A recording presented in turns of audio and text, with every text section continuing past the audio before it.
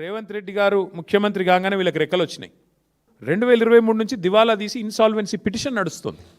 దివాలా తీసిన కంపెనీ దివాలా కేసు 23 జూలై నుంచి విచారణలో ఉంటే సిబ్బంది వేతనాలకు డబ్బులు లేవు ఈ కంపెనీ దగ్గర.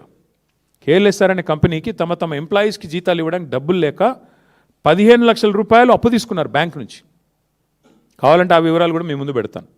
అలాంటి కంపెనీకి ఇవాళ సడన్గా ఇది వాళ్ళదే వెబ్సైట్ 6,000 కోట్ల వర్కులు దివాలా తీసి ఎంప్లాయీస్ జీతాలు ఇవ్వడానికి లేని కంపెనీకి 6,000 కోట్ల వర్కులు వచ్చినాయి అంటే తెలంగాణలో వరద వారుతోందంటే ఏ రకంగా మరి ఈ కంపెనీకి వస్తూ ఉన్నాయి. జనవరి 23 నాడు సుప్రీంకోర్టు రాష్ట్ర ప్రభుత్వానికి కేంద్ర ప్రభుత్వానికి ఆదేశం ఇచ్చింది. మీరు ఎట్లా ఈ దివాలా తీసిన కంపెనీకి మీరు ఎందుకు ఇస్తున్నారు వర్కులు? సుప్రీంకోర్టు ఎన్సీఎల్ఏటీలో ఇంత సీరియస్ విచారణ జరుగుతుంటే కంపెనీ దివాలా తీసిందని వాళ్ళే చెప్తుంటే ఎంప్లాయీస్ జీతాలకే డబ్బులు లేక 15 లక్షల రూపాయలు వాళ్ళు లోన్లు తీసుకుంటుంటే ఎందుకు ఈ కంపెనీకి మీరు ఇంత పెద్ద ఎత్తున సపోర్ట్ చేస్తున్నారు అంటూ మరి సుప్రీంకోర్టు విచారణకు ఆదేశించింది.